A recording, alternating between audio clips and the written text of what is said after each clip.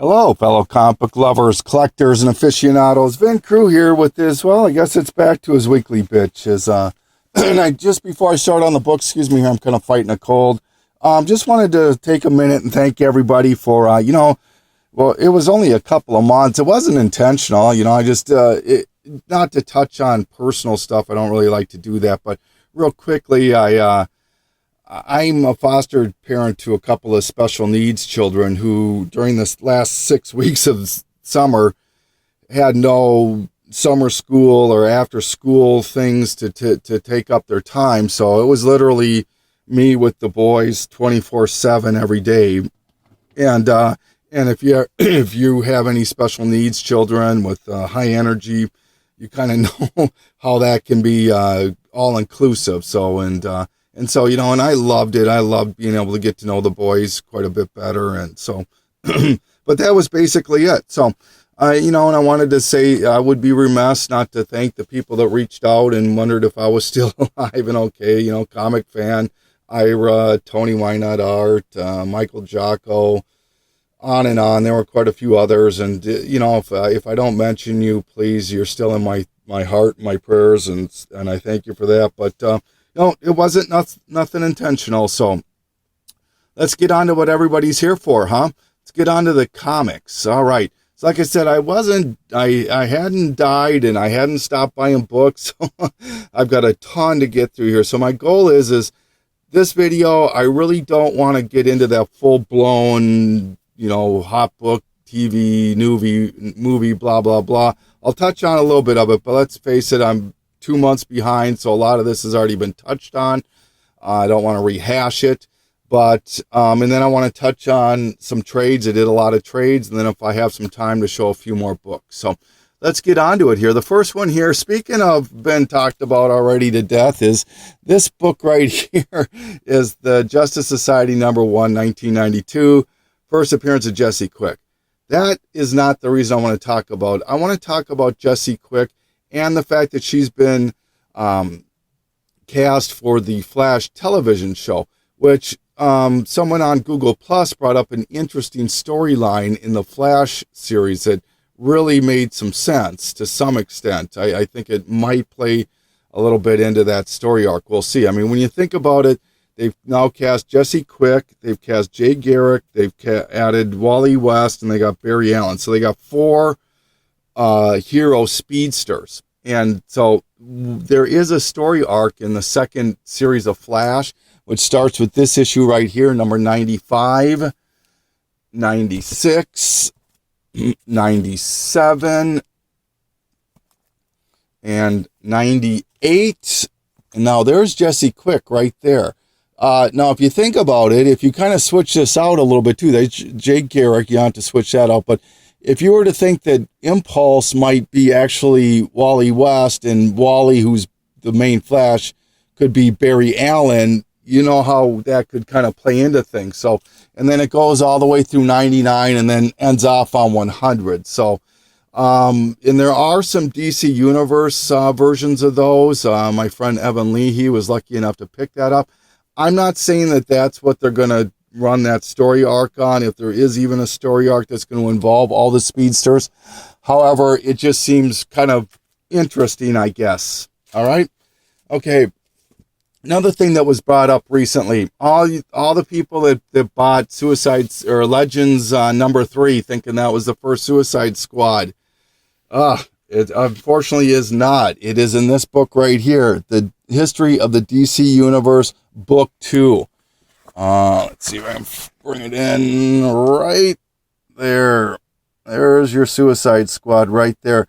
And this predates Legends, and this came out in 86. I think Legends came out in 87 or something like that. And here's also a very early appearance of Booster Gold in here, a couple pages earlier. So this book, you might want to add it on if you think about it. It really hasn't caught on yet. I don't think it's going to surpass Legends 3 in my own opinion, but you want to be correct about things, I guess.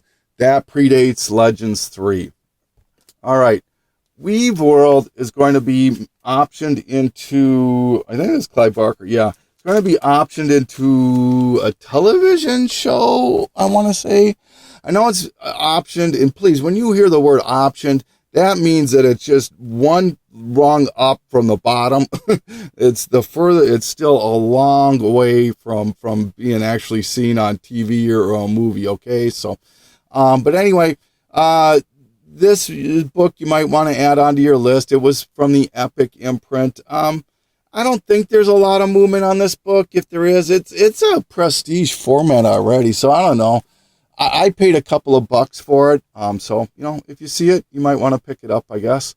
All right, the Legends of Tomorrow.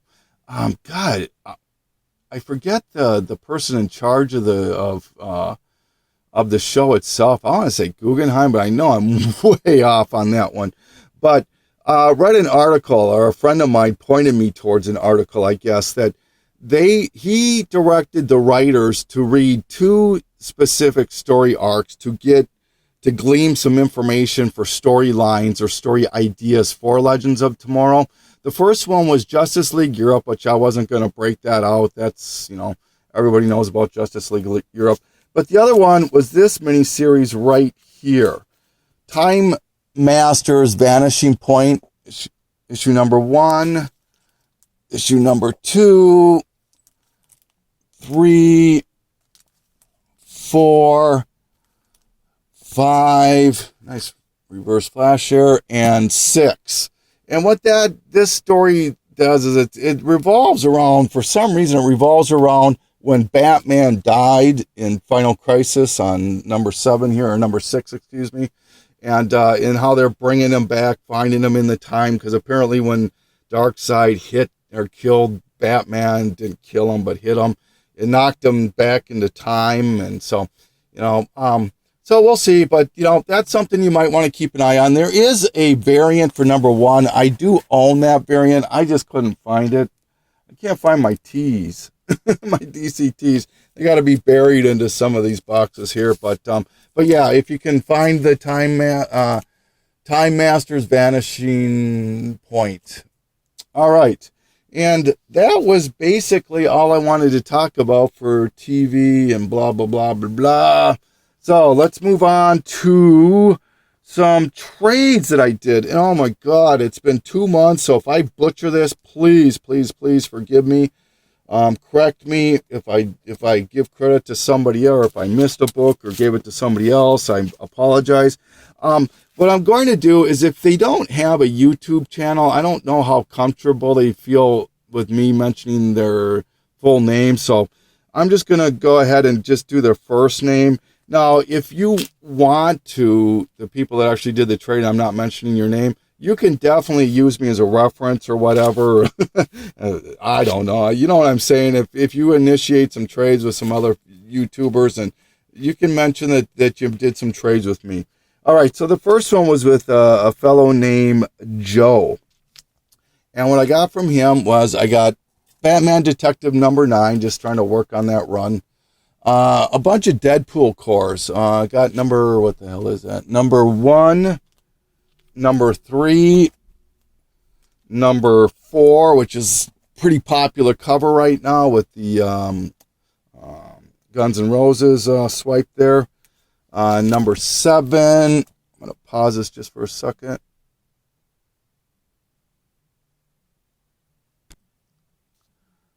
Sorry about that, just wanted to readjust the camera. Number 9, number 11, Justice League 42, the Teen Titans Go variant. Mortal Kombat Blood and Thunder, the gold variant of that. Star Wars 101, just working on my Star Wars still. Fantastic Four, this is the Superhero Squad variant. The Incredible Hulk Superhero Squad variant. And Guardians of the Galaxy, the second series, 2008 series, issue number 4. So thank you so much, Joe. I hope you enjoyed your books. These were very, very appreciated to add to my collection. All right. Next person I did a trade with was a person I've done a few trades with. A good friend of mine up in Canada, Michael Jocko. And see what I got from Michael. I got Plop number 23. Just kind of working on that series still. Justice League. I don't know. Oh yeah, I do. 176. The Whitman variant. Action Comics 450. Hulk number 6, the Michael Turner 1 in 10 variant. Wanted, the Ace, Wizard Ace version. As you know, if you've watched any of my stuff, that I love my Wizard Ace, Wizard stuff, Wizard halves, zeros, aces, that stuff. So, this is the Mike Mayhew Vampire variant to Wolverine Volume 4, number 2. And the last book, which this book is really kind of sought after, is Hulk 14, the second print with Deadpool on the cover. So yeah, that book can go for about $30, $40 on eBay. Some people are asking 60, 65. I don't know if they're getting that, but so thank you, Michael. I appreciate that very, very much. All right. Next person I did a trade with was a person named Jay Punish. I'm not going to give the real name, but thank you so much.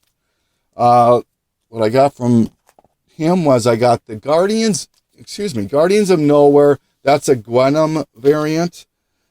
We Stand on Guard number 1. Marvel Zombies Return. This is actually signed by Arthur Sudam, and he threw that one in. So very, very cool. Let's see what else we got here.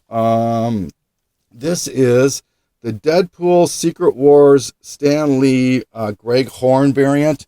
He had the black and white and sketches of a lot of these. I'm sorry, I prefer the color stuff. I know this black and white sketches are more rare. And then, of course, there are always an exception, and I might as well just bring this one out.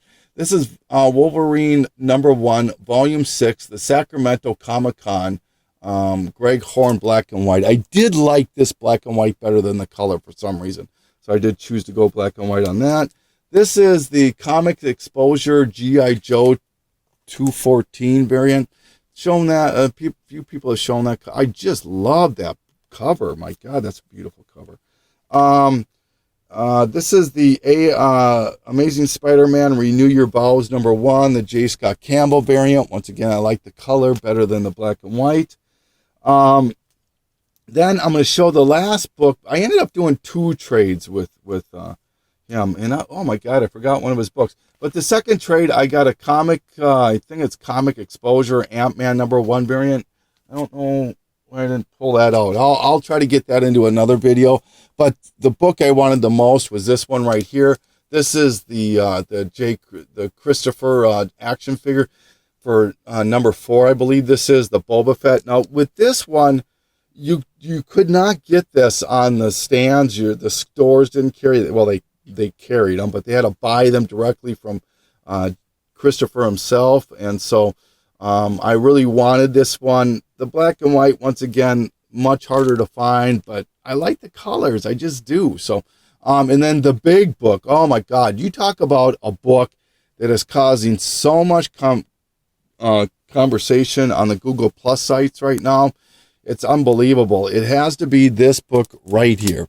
Captain Marvel, number 17, second print. 9 sixes are approaching $400 on this book.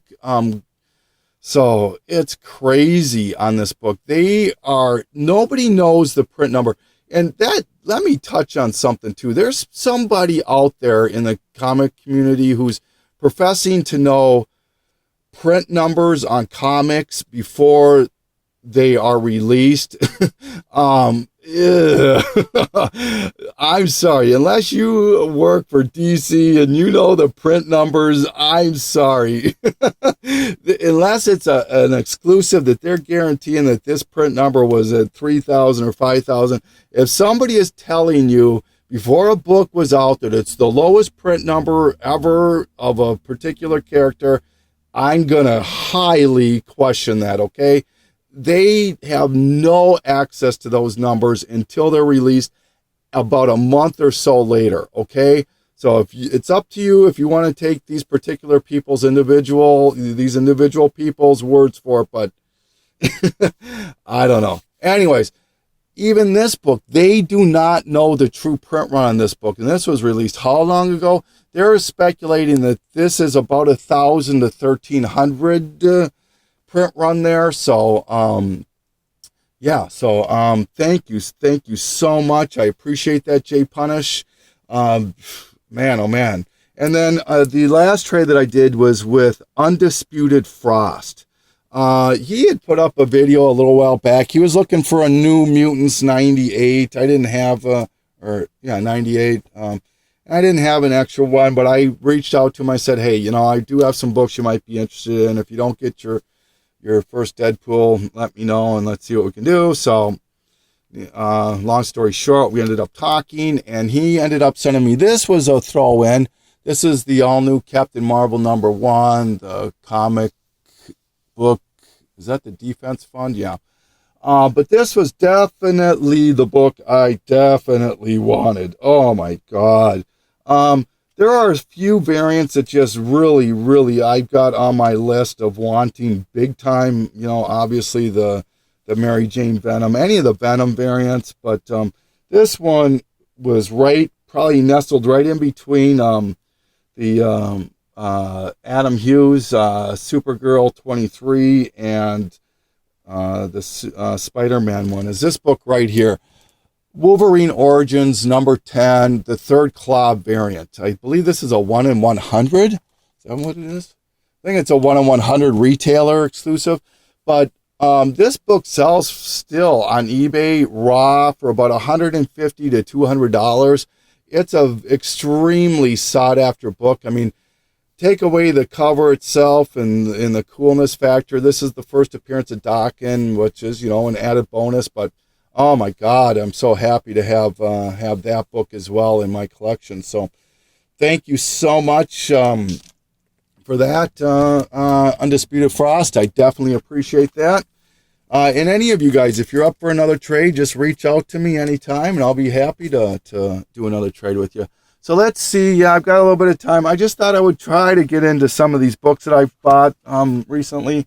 I've got close to a long box worth of stuff I want to go through. I bought over 3 long boxes, well over 3 long boxes. So, well, let's get going here. Picked up this, oh my God, this is the Comic Exposure Renew Your Vows #5, Amazing Spider-Man. This is the variant. This is the Venom variant, and very, very cool. But the reason I wanted this was because if you see, it's very similar to that book right there. You can see that. And you might think to yourself, God, that even looks familiar to me yet. I wonder what that could be even a cover swipe of. Well, believe it or not, it's this book. They are referencing or cover swiping in a nonchalant way the Killing Joke, which I'm a huge fan of the Killing Joke, just like everybody else on the planet. But I like to collect the cover swipes of them. So, yeah, I couldn't pass that up. So very, very cool about that. All right. What else did I pick up?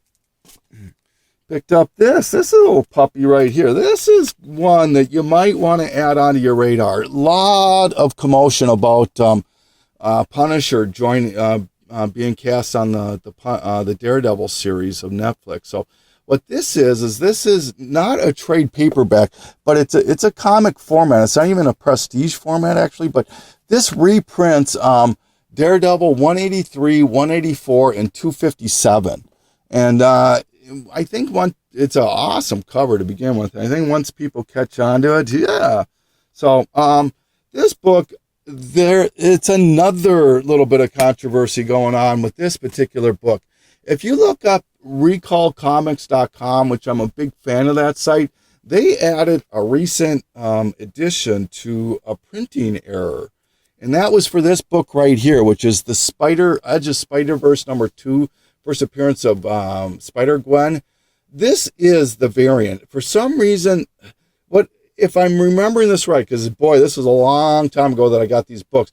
I got one sent to me from Comics with Colors, Isaac, I believe it was, up in Canada. And then I found one from a local person. And I specifically kept Isaac's copy because if it comes from a person, a YouTuber, I'll keep that copy. And I traded away the other one. And I remember distinctly looking at the two and thinking, man, I'm glad I'm keeping this one because I think the other one's faded. But basically what it is the faded or more of a maroonish background is actually the non-printing error. This is what they're professing to be the printing error, which is more of a black background. I wish I had both copies to show you the difference. Somebody did do a video on it. Oh my God, the name is escaping me. On YouTube. I'm so sorry. If you watch my stuff and you're the one who did that, please put it on the comments. I'll give you credit for it next time or whenever you do that. So, but yeah, some people on eBay are trying to capitalize on it. I don't believe they're necessarily worth anything more, but I love those printing error things like the red glove on the Beavis and Butthead #1, the printing error on the Malibu Sun 13, and there's quite a few other ones out there. So, all right. Okay, this is a book that I kept my mouth shut for a longest time on this book because it was starting to really tick me off. When San Diego Comic-Con, this had already been on my radar, but I just didn't want to pay the money for it. And I was hoping to stealth buy the thing, but it just never, and then when San Diego Comic-Con announced that they were going to do a Green Lantern Corps movie or in the talks of doing that, oh my God. John Stewart in this one just jumped.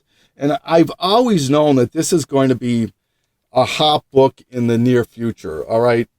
And that is this book right here, Green Lantern 59, the first appearance of Guy Gardner. Now, here is my way off in the left field tangent on what might happen.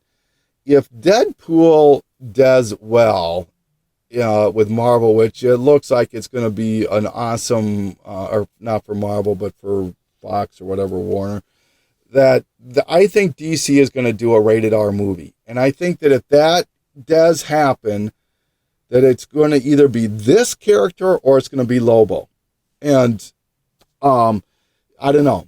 So is because it kind of makes sense a little bit that it could be this, because they're going to either use, Hal Jordan or John Stewart for the more PG kind of a thing. But this smart aleck jerky guy could make an awesome R-rated thing, tie back into the Green Lantern Corps, parlay off of that sort of a thing. So it might happen. I don't know. It's a long shot, like I said. So I don't know.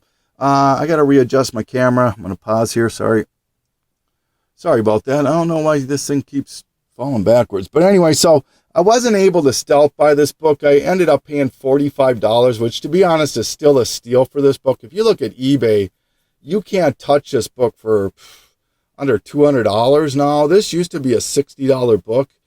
Now it's $200, and oh my God, people are hoarding this book. If you can find this book, I would strongly suggest picking this book up. I don't know. It's definitely one that you want to have. So, all right, last few books I want to show are kind of oversized books. This is for all you Deadpool lovers and Sam Keith lovers. This is Marvel Year in Review #3, Bring on the Bad Guys. Let's see if I think I got to refocus this again. Sorry, hold on a second. Sorry to keep doing this. Now, this is the Marvel Year in Review 1993, Bring on the Bad Guys. And the cover was done by Sam Keith. And look at this cover. You've got Sabretooth, you've got Venom, and you got Deadpool right there. So if you're a Deadpool completist, this is not an expensive book, but it's not that easy to find. So if you can find it, you might want to add that onto your Deadpool list maybe, huh? All right, here's another book that I was super, super happy to find. As people know, and I plan on doing a video on this as soon as I get enough of them. Marvel graphic novels. They did 75 of them, and this one is one of those. Came out in 1990 or 1988. It's Doctor Strange Shambhala, and this book really started shooting up about maybe 8 months ago when I forget who it was. The person that I think it was the director or somebody to do with the movie sent out a tweet or something happened where they referenced Shambhala. And so, of course, everybody jumped on that, and this book just jumped up. And I think about that time, too, Mercenot showed it. So this book is now a $50 to $60 book pretty easily on eBay. So if you can find this book for $10-$20, I would suggest picking it up. I think I paid $15, I think, for this, and $5 shipping. So I thought I did pretty good on that. All right. And the last one I want to show is another Marvel graphic novel. I believe this is actually the last of the 75. And this came out in 1997. And what's cool about this book is this is the Squadron Supreme. And if you're familiar with Marvel Super Special, you know, the Kiss one where they put their blood in the ink, and really cool about that. Similar story about this. Mark Gruenwald passed on in 1996 with a congenital heart defect or disease, and his wish was to be cremated and have his ashes in the ink that was used to print this book right here, the Squadron Supreme. So very, very cool. And what's cool about, oh my God, would he just be a breath of fresh air now to Marvel? Mark was he was huge into continuity and keeping things going legitimately and not jumping from one thing to another and switching up and rebooting and all of this stuff. And oh my God, wouldn't he be a breath of fresh air to Marvel these days? So, you know, in just his greatest thing was when he really developed that story arc for the Squadron Supreme. That was it, 12 issues, 8 issues, that miniseries that came out in 94, 95, I think it was. You know, I actually think Hallermouse did a nice little thing on that one. So you might want to look at some of Hallermouse's videos. But yeah, rest in peace, Mark. This is just a fantastic addition to my collection. To me, I love that kind of stuff, you know. But that, I think I'm going to end it right here. Oh yeah, it's a long video. Sorry. So this is Vin Crew saying thank you for watching. Hope you learned a little bit of something here, and thank you for watching and being part of things. So show a little books right here. Maybe we'll show. There's the Wolvie. Oh. I think I'm ill. There's Green Lantern. There's Captain Marvel and Star Wars. So that's a little bit of a background for you there, huh? Oh, that's a nice little pickup, I think. So, all right. Well, once again, Ben Cruz signing off. Thank you.